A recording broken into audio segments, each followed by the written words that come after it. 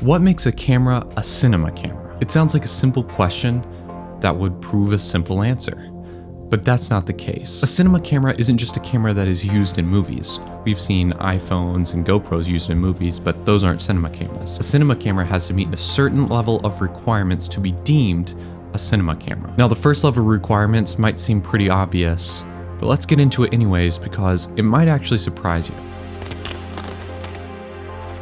In March of 2002, the DCI, or Digital Cinema Initiative, was formed. The DCI was simply put a joint venture of all of the major motion picture studios. The reasoning for forming the DCI was to create uniformity under the 4K format, so resolution. Now, they did this not only to solve technical issues, but for quality control. The DCI wanted to make sure anything Hollywood put out was set at a certain standard, which is why digital cinema cameras do in fact have a set of requirements they have to meet in order to be considered a cinema camera. The official 4K format was debuted by Teledyne DALSA with her DALSA Origin cinema camera, which was the first 4K cinema camera to ever be created. Despite this camera being such a huge step into the future of cinema and resolution as a whole, it failed massively, and unfortunately that ultimately led to the company's downfall. And at this point you might be thinking, well, 2002, 2003, well, this is 2 decades old. Does that mean every camera before the DALSA Origin wasn't a cinema camera?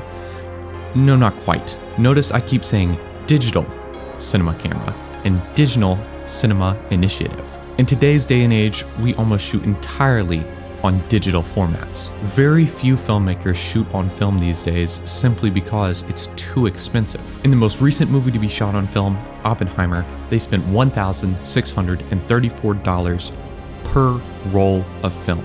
And a roll of film only shoots about 10 minutes of footage. So you can see why when we talk about cinema cameras, we almost exclusively talk about them as digital.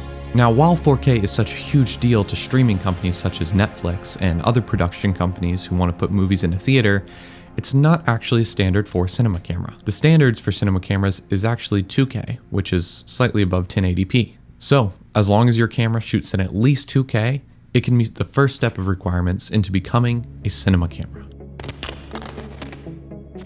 Now, moving past resolution, we get into dynamic range. Dynamic range is simply how bright or dark the image is. Now, the general consensus among camera manufacturers such as Sony, Panasonic, Arri, and Red seems to be about 13 stops of dynamic range minimum for a camera to be registered as a cinema camera. Now, this isn't just camera manufacturers that tend to think this way.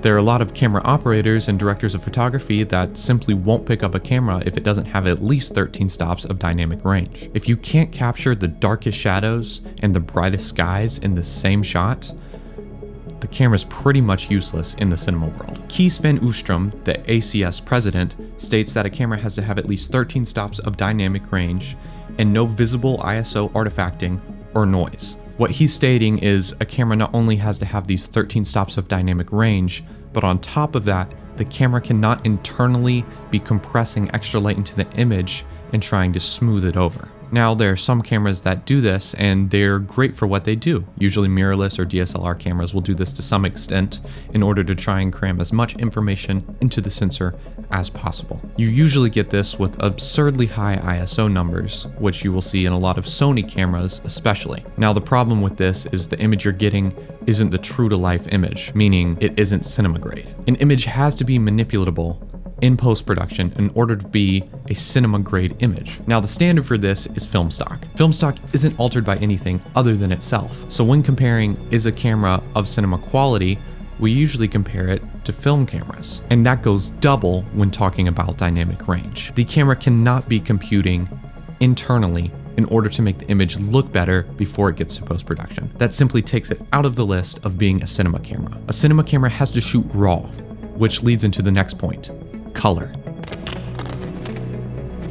The president of Arri clearly states that if a camera doesn't shoot compressed RAW, or at least a high-end compressed full-colored Kodak, it is not a cinema camera. Now, our full-color Kodak, for those who don't know, is 12-bit color or higher. This means 10-bit simply isn't enough. It doesn't provide enough colors of the color spectrum to be regarded as high-end full color codec. Now, the president of ARRI gave a reasoning behind this, and it's for skin tones and color reproduction. ARRI is known as the company whose shots don't look like they come from any camera. That's because ARRI prides themselves on making their color science as true to real life as possible. And not only ARRI, but many other companies believe that if your camera cannot shoot true to life or real colors, it is not a cinema camera. But what else can cameras do other than their sensor-related capabilities?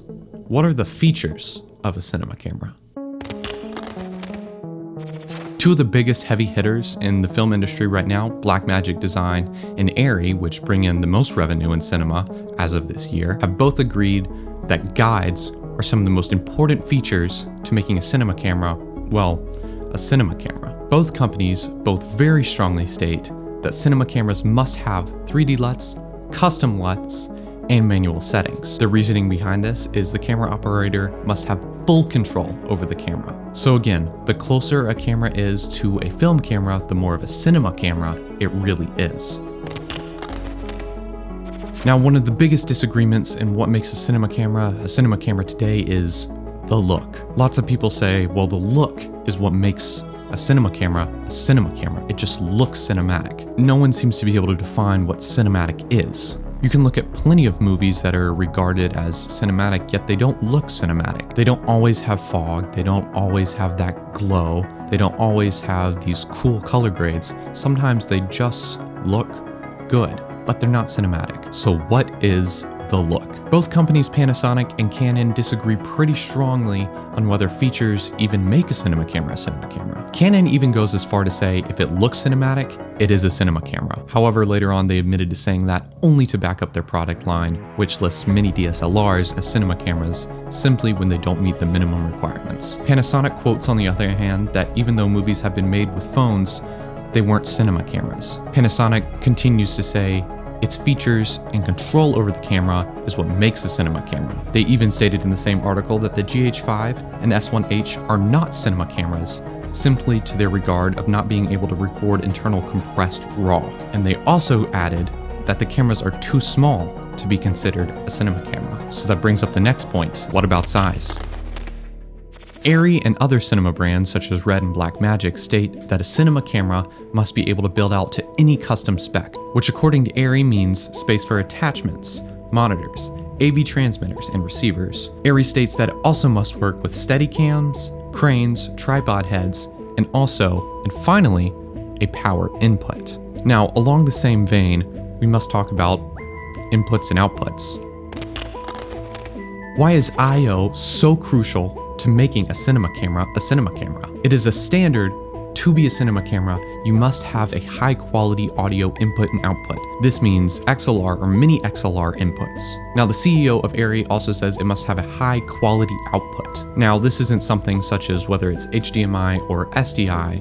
While SDI is commonly preferred in the film industry, it simply means, can I output to a 4K display? There are many so-called cinema cameras out there that are really just DSLRs and mirrorless cameras posing to be cinema cameras when really they can only output 8-bit 1080p footage. On a real film set, that is very, very difficult to work with, as you might have video breakdown or the resolution might be too small for people trying to watch, including the director. I/O is also incredibly important for wireless accessories. Having a wireless focus puller, for example, is a necessity for any kind of film and is an absolute requirement for a cinema camera. Now that I've given the basic requirements of what a cinema camera really is, let me make some people mad and give you a list of cameras that both are and aren't cinema cameras.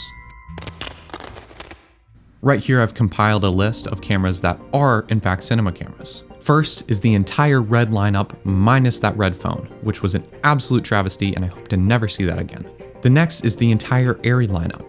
ARRI is known for having a high regard to cinematic quality, and from all the quotes I gave from their CEO, it would be hard to believe that any of their cameras wouldn't be of cinema line quality. Next is the Blackmagic Pocket Cinema 6K. Now, the reason I'm including this and not the 4Ks is actually the sensor size. Not that it technically matters, but due to cinema cameras being closer to actual film cameras, it having a Super 35 sensor and a few extra abilities such as internal NDs are something I believe that makes it an actual cinema camera However, it can kind of be on the line here and there. Next is the Sony Venice. The Sony Venice is one of Sony cameras that I absolutely love. I think it produces amazing images and definitely qualifies as a cinema camera, as do many other Sonys. Next is the Canon EOS C300 series. Canon has a dodgy track record with calling some of their cameras cinema cameras when they really aren't.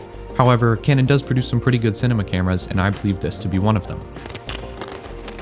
First up is the Sony FX30. I'm sorry Sony fanboys, but this simply isn't a cinema camera.